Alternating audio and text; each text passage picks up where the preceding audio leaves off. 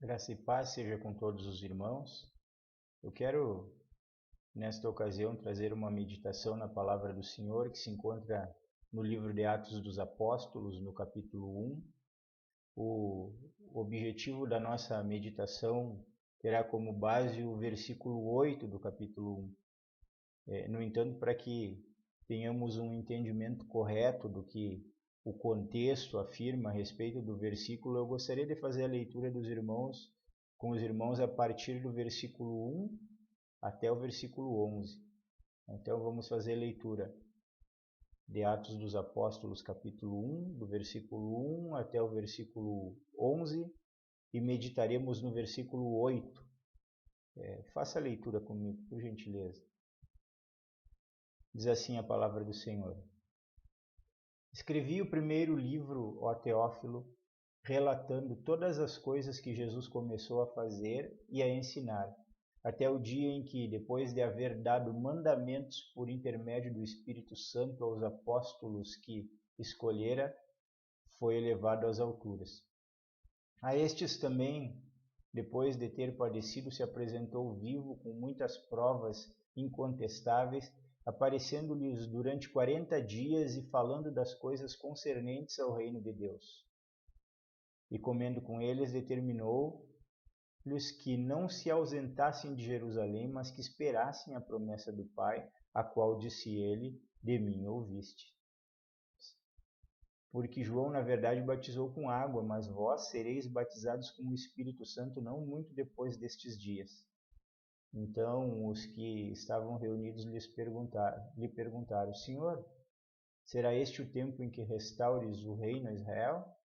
Respondeu-lhes: Não vos compete conhecer tempos ou épocas que o Pai reservou pela sua exclusiva autoridade, mas recebereis poder ao descer sobre vós o Espírito Santo, e sereis minhas testemunhas, tanto em Jerusalém, como em toda a Judéia e Samaria, e até aos confins da terra. Ditas estas palavras, foi Jesus elevado às alturas à vista deles, e uma nuvem o encobriu dos seus olhos. E estando eles com os olhos fitos nos céus, enquanto Jesus subia, eis que 2 varões vestidos de branco se puseram ao lado deles, e lhes disseram: Varões galileus, por que estáis olhando para as alturas? Esse Jesus, que dentre vós foi assunto ao céu, virá do modo como o viste subir. Vamos, nesse momento, orar ao Senhor, então, pedir a sua direção, a sua graça, o seu favor sobre as nossas vidas para a nossa meditação. Oremos. Nosso Deus e Pai, nós nos chegamos diante da Tua presença, Senhor, e glorificamos o Teu santo nome, Pai. Louvado seja Teu bendito nome, Pai querido. Obrigado por tudo que o Senhor tem nos concedido, obrigado por todos os livramentos do Senhor, obrigado até mesmo, Pai querido, pelos momentos, Senhor, de provas que o Senhor envia sobre as nossas vidas para que nós cresçamos, amadureçamos na nossa espiritualidade. Nós te louvamos por tudo porque o Senhor tem o melhor para nós, Pai querido. Senhor, tem misericórdia de nós e perdoa os nossos pecados, Pai querido, para que nós possamos usufruir, Pai, da melhor maneira da Tua palavra e aplicar estas verdades ao mais profundo dos nossos corações, Pai. Eu quero pedir em nome de Jesus, Senhor, que o Senhor prepare todo o nosso ser, Pai querido, e aplique as verdades espirituais contidas, Senhor, neste mandamento, Pai querido, da Tua palavra e no ensinamento da Tua palavra para as nossas vidas, Pai. Que assim como o Senhor fez na vida dos apóstolos, o Senhor possa fazer conosco, Pai, nos tornando servos de Deus, cheios do Teu Espírito Santo, Pai querido, para fazermos aquilo que é o Teu propósito e a Tua vontade, Senhor, para a vida do Teu povo, que é a comunhão contigo e a proclamação das Tuas boas novas para que os Teus eleitos sejam alcançados. Que o Teu nome seja glorificado, Pai querido, que o Senhor abençoe, Senhor, aqueles que vão ouvir esta mensagem. O Senhor edifique e fortaleça as suas vidas, é o que nós oramos, Pai querido, e agradecemos pelas tuas bênçãos, Senhor, em nome do nosso Senhor e Salvador Jesus Cristo. Amém e amém. Lucas, escrevendo o livro de Atos, irmãos, narra as últimas instruções de Cristo aos seus apóstolos, antes da sua assunção aos céus, indicando o fato de que a obra que havia começado, ela devia de prosseguir por aqueles que haviam de ser os seus sucessores. Aqueles homens, irmãos, eles tinham sido escolhidos por Cristo, eles viveram com Cristo, eles foram discípulos, experimentaram os poderes do Espírito Santo quando foram enviados por Cristo para pregar o Evangelho, curaram enfermos, ressuscitaram mortos, purificaram leprosos, expeliram demônios como parte da ação do Espírito Santo sobre eles, conforme nós vemos em Mateus, no capítulo 10, dos versículos 5 ao 8. Eles viram Jesus, pelo poder do Espírito Santo, fazer milagres e operar maravilhas. E por último, o Senhor ressurreto lhes dá as últimas instruções a respeito das coisas concernentes ao reino de Deus, conforme nós lemos em Atos 1, 3. Para que os apóstolos tivessem sucesso no propósito que Deus havia estabelecido para as suas vidas, como sucessores de Jesus Cristo e cofundadores da igreja que o Senhor havia afirmado que edificaria sobre o fundamento dos apóstolos, seu treinamento de aproximadamente 3 anos com o Mestre e as experiências que eles viveram com o Senhor não eram suficientes. Mas para que a igreja verdadeira fosse estabelecida, era necessário que houvesse um testemunho eficaz que somente seria possível mediante a capacitação e a ação do Espírito Santo na vida daqueles homens. O texto-alvo da nossa reflexão nesta oportunidade, o versículo 8 do capítulo 1, destaca a promessa do envio do Espírito Santo como aquele que haveria de capacitar os apóstolos e aqueles que com eles estivessem, dotando-os do poder do Espírito Santo. Destaca também a finalidade da promessa na ordem de testemunhar de Cristo e do seu reino. Aponta para a extensão que deveriam atingir as boas novas a respeito do Senhor Jesus, que deveriam começar sendo propagadas de maneira progressiva, partindo de Jerusalém, alcançando inicialmente a Judéia e Samaria e posteriormente indo até os confins da terra.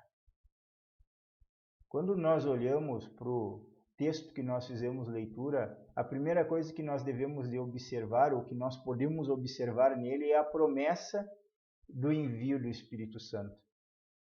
Os apóstolos haviam estado com Cristo durante o seu ministério terreno, sendo por ele instruídos e comissionados, e finalmente, como nos informa o texto, receberam as últimas instruções do Cristo ressurreto durante os 40 dias que o Senhor permaneceu com eles, depois da sua ressurreição e antes da sua ascensão aos céus. O último elemento necessário para que estivessem prontos para liderar a igreja era a capacitação por parte do Espírito Santo, conforme a promessa do Senhor Jesus. O Espírito Santo, irmãos, ele é Deus, a terceira pessoa da Trindade, que esteve presente no mundo desde que o mundo foi criado. Ele próprio foi o agente da criação. O Espírito Santo, ele sempre exerceu o seu ministério agindo sobre indivíduos. Até agora, este momento, na administração de um novo pacto estabelecido por Cristo, então ele vai cumprir aquela profecia dita por Joel, em que o Senhor prometia que derramaria nos últimos tempos do seu Espírito sobre toda a carne.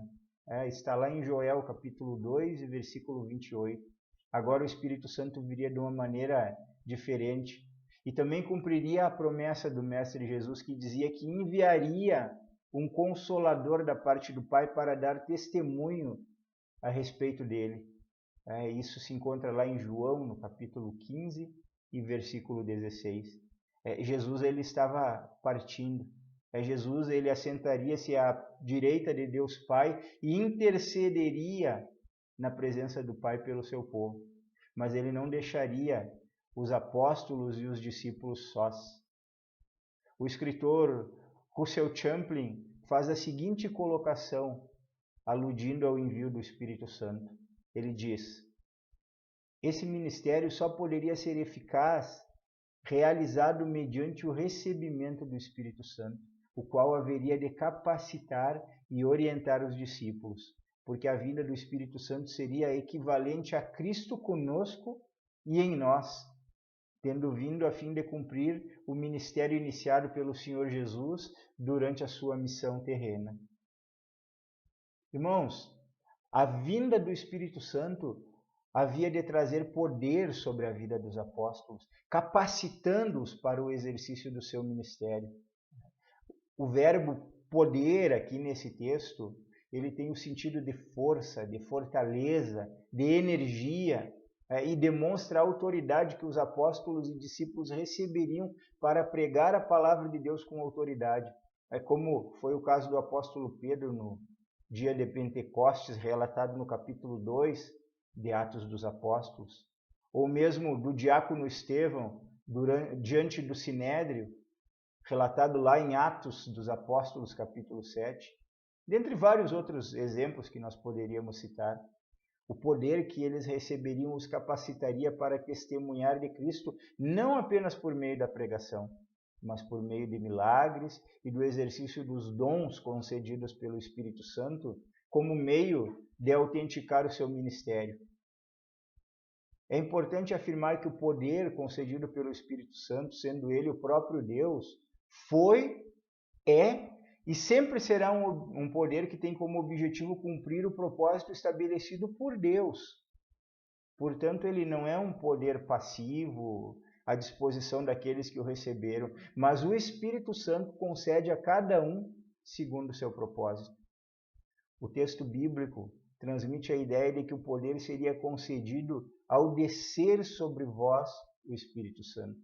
O verbo descer, ele tem uma importante peculiaridade para o entendimento da passagem, irmãos, pois na forma como ele está colocado no texto, ele indica uma ação vinda de Deus, e um fato que ocorre uma única vez na vida da pessoa, não se repetindo mais.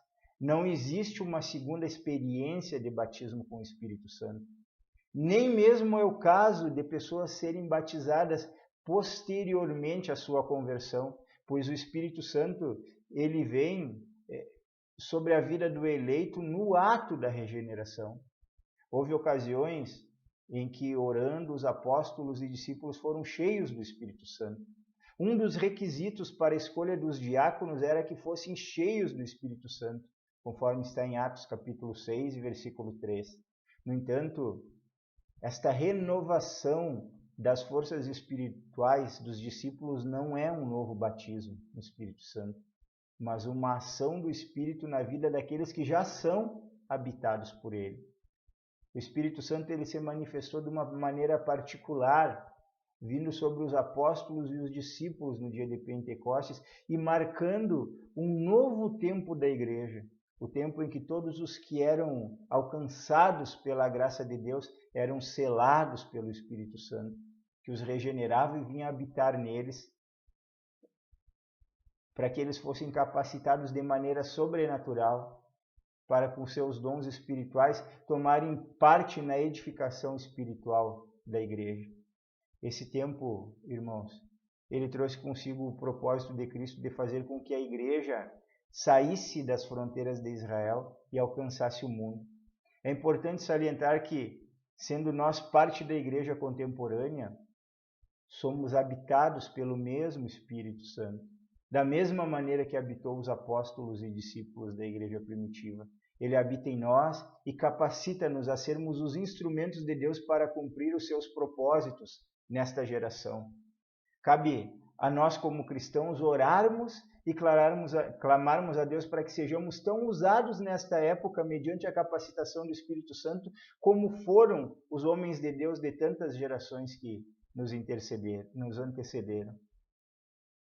O segundo aspecto que eu gostaria de olhar e analisar com os irmãos neste versículo é a finalidade da promessa do envio do Espírito Santo. O Senhor Jesus, ele enviou o Espírito Santo da parte do Pai, como anteriormente nós dissemos, com o propósito de prover capacitação sobrenatural vinda do alto, mediante a habitação do Espírito Santo na vida dos seus apóstolos e discípulos, com a finalidade de que estes se tornassem testemunhas fiéis. O substantivo testemunhas, ele é antecedido nesse texto pelo pronome possessivo minha, que qualifica as testemunhas como sendo de Jesus. Não são testemunhas de algum fato segundo a sua vontade, mas testemunhas de tudo o que Jesus fez desde o início do seu ministério até o dia em que foi assunto aos céus, pois estiveram com ele, presenciaram os seus milagres, libertações, curas e ouviram suas profecias a respeito do futuro, sendo que o substantivo testemunhas faz menção no texto exatamente a pessoas que presenciaram fatos que devem ser narrados, como Pedro estabelece no ato da escolha de Matias para ocupar o lugar de Judas. Ele estabelece que era necessário que alguém fosse testemunha com eles da ressurreição. De maneira que os apóstolos e alguns discípulos, como era o caso de homens como José, chamado Barsabás, e Matias, pudessem ser qualificados como testemunhas designadas por Jesus para proclamar a sua vinda, ensinamento, morte e ressurreição, como testemunhas oculares. Outros viriam posteriormente, irmãos, eleitos por Deus, chamados a fim de proclamarem o reino sob o poder do Espírito Santo, de maneira semelhante aos apóstolos. Contudo, eles não podem ser chamados testemunhas. Foram pregadores e missionários, cheios do Espírito Santo, como as testemunhas oculares, mas não presenciaram o ministério do Senhor. Os apóstolos e alguns discípulos foram homens privilegiados, pois foram escolhidos pelo Senhor para testemunhar o seu ministério terreno e posteriormente estabelecer os fundamentos da igreja criada por Cristo, dando testemunho do que o Mestre fizera, ordenara e da sua morte e ressurreição.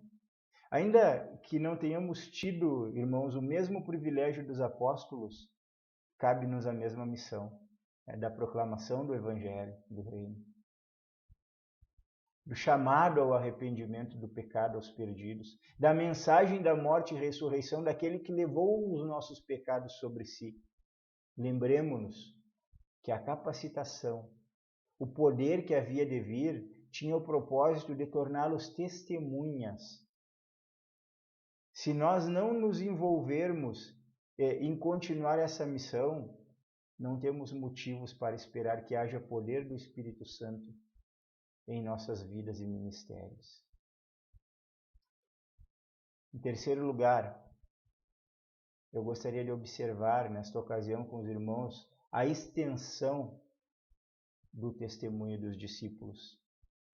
O Senhor Jesus, ele deixa claro na sua instrução aos apóstolos, na sua última instrução, a extensão pretendida para o alcance do testemunho que havia de ser pregado, o qual deveria de começar por Jerusalém, começando com a pregação de Pedro no dia de Pentecostes, ocasião em que cerca de 3.000 pessoas se converteram, e posteriormente o número de cristãos chegou a aproximadamente 5.000 pessoas, conforme o relato de Atos 5, atingidas pelo poderoso testemunho de homens cheios do Espírito Santo.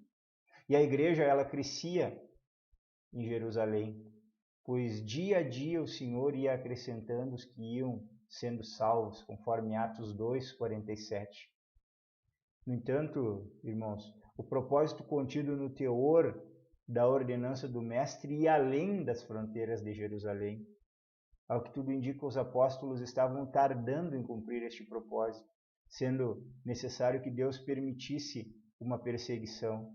Após a morte de Estevão, aconteceu que os cristãos foram perseguidos e dispersados, com exceção dos apóstolos, pelas regiões da Judéia e Samaria, conforme Atos capítulo 8, versículo 1. A mensagem de Cristo, ela deveria de romper as barreiras étnicas que promoviam separação entre judeus e samaritanos, apontando para o fato da abrangência do Evangelho, do alcance do Evangelho, irmãos, que conforme Jesus ordenara, devia de começar sendo pregado em Jerusalém, mas devia de avançar às regiões vizinhas, chegando a Samaria, e depois alcançando a Judéia toda e os confins da terra, Judéia, Samaria e confins da terra.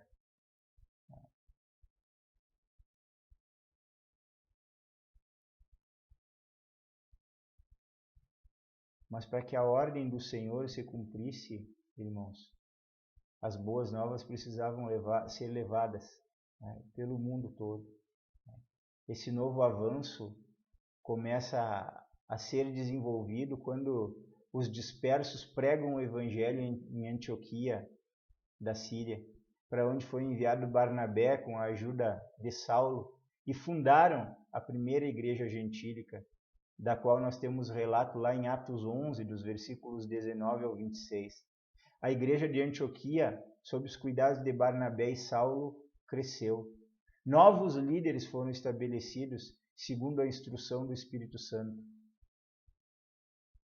E também segundo a instrução do Espírito Santo, Barnabé e Saulo são separados e enviados a uma jornada pelo mundo gentílico que levaria à fundação de diversas igrejas mediante a pregação do Evangelho, operando poderosamente o Espírito Santo por meio de Paulo e de outros mensageiros, numa jornada que o levaria a Roma, capital do Império Romano, com as suas estradas que levavam a todas as partes do mundo conhecido. O nosso Senhor Jesus Cristo, segundo o propósito de Deus, começou seu ministério discipulando um pequeno grupo de pessoas, das quais o principal grupo era formado por 12 homens, em sua maioria de pouca instrução. Mas esse pequeno grupo, capacitado pelo Espírito Santo, revestidos do seu poder, levaram uma religião desacreditada até os confins do mundo conhecido. Seu ponto de partida foi Jerusalém, mas avançando pelo mundo, após incontáveis gerações, o cristianismo alcançou os mais diversos lugares do mundo. Contudo, o ide e fazei discípulos de todas as nações continua sendo uma ordem para a igreja dos nossos dias. Assim como começou em Jerusalém, irmãos, para os judeus, para nós começa no lugar onde nós estamos, em meio à nossa vizinhança, alcançando primeiramente a nossa cidade, para que pensemos no Estado, no país e posteriormente em outras nações. Mas jamais devemos esquecer que a proclamação do Evangelho, irmãos, é um dos grandes propósitos da igreja. E devemos nos aplicar a pensar como faremos isso através dos nossos ministérios, para que, como a igreja primitiva cumpriu o seu papel em meio à sua geração, nós, com a graça de Deus e o poder do Espírito Santo, cumpramos no tempo em que compete a nós. Que Deus ele inflame os nossos corações com esse propósito. Nos encha de desejos e expectativas em relação a conquistar vidas e estabelecer o reino do Senhor. Eu quero caminhar para a conclusão da nossa reflexão, irmãos. O texto da nossa meditação, ele abordou o tema que relacionou as últimas palavras do Mestre Jesus direcionadas aos seus apóstolos, antes de ser elevado às alturas. Jesus, em sua resposta às intenções políticas e temporais dos apóstolos, respondeu-lhes, direcionando-lhes para o propósito pelo qual haviam sido escolhidos, ser testemunhas do Senhor, prometendo-lhes capacitação sobrenatural, mediante o batismo com o Espírito Santo, que havia de vir sobre eles da parte do Pai e do Filho. Então, como testemunhas eficazes do Senhor, levariam as boas novas do reino, começando por Jerusalém, avançando para a Judéia e Samaria e atingindo os confins da terra, o que, ajudados pelo Senhor na pessoa do Espírito Santo, cumpriram em sua geração, e que vem sendo cumprido geração após geração, pois este é o propósito divino, até que o número de eleitos se cumpram e o Senhor Jesus venha em sua glória julgar as nações e implantar o seu reino.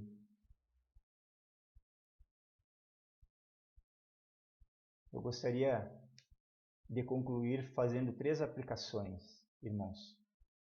Primeiro, o Espírito Santo, ele é Deus. Nos últimos dias que foram inaugurados no dia do Pentecostes, o Espírito Santo veio fazer de homens o templo da sua habitação, tendo o propósito de capacitar e guiar estes homens escolhidos por meio do seu poder. O poder do Espírito Santo, desde então, ele tem estado disponível e se manifesta através de homens santos, que com vida de oração e prática da palavra de Deus, buscam intimidade com o Senhor, tornam-se sensíveis à orientação do Espírito Santo, manifestando seus dons e fruto através de suas vidas. É de grande importância que nós, os cristãos dos dias de hoje, os líderes e futuros líderes da Igreja do Senhor, vocacionados por Deus para conduzir a sua igreja, ansiemos, desejemos o poder e a autoridade do Espírito em nossas vidas, clamando por sua ação em nossas vidas e nos conduzindo em santidade, para que este poder esteja à nossa disposição. Segundo, os apóstolos e alguns discípulos foram testemunhas oculares do ministério terreno de Cristo e sua ressurreição, e capacitados pelo poder do Espírito, testemunharam eficazmente a respeito do Senhor Jesus. Estamos distanciados por séculos de Cristo e da primeira igreja primitiva, mas a providência divina inspirou homens como Lucas para deixarem um registro do ministério do Senhor e do surgimento da igreja, para que por intermédio de tais escritos e capacitados pelo Espírito pudéssemos propagar com a mesma autoridade as verdades por estes homens vividas e presenciadas. Compete a nós, em nossos dias, continuarmos o programa estabelecido por Cristo e seus apóstolos e avançarmos pregando o Evangelho aos perdidos e plantando igrejas aonde o Senhor nos direcione. Seja esse um dos principais propósitos de nossos ministérios. Terceiro e último. O testemunho dos apóstolos começou em Jerusalém, a capital política e espiritual da sua nação, e partindo de Jerusalém alcançou o mundo. Alguns dos presentes neste momento escutando esta mensagem têm o seu ministério em plena atividade e a sua área de atuação ministerial, de onde tem começado a cumprir o ID do Senhor. Porém, alguns brevemente serão chamados ou enviados. Tenhamos em mente que onde quer que o Senhor nos envie, pela sua divina vontade, é o ponto de partida para o nosso ministério. No nosso caso, a cidade onde estamos. Caberá a nós olharmos em primeiro lugar para esses lugares, mas não nos esqueçamos que o reino precisa avançar fronteiras e que o Senhor Jesus disse que este evangelho do reino deverá ser pregado por todo o mundo para testemunho a todas as nações e que então virá o fim. Temos parte nessa responsabilidade. Caso contrário, responderemos perante Deus por nossa negligência. Que o Senhor nos dê graça, que o Senhor aumente a nossa fé, que o Senhor nos encha com o seu Espírito Santo para que façamos a nossa parte, levando o Evangelho até onde seja o propósito dele para as nossas vidas. Que Deus, ele nos abençoe e aplique a sua bendita palavra aos nossos corações. Vamos, neste momento, orar ao Senhor?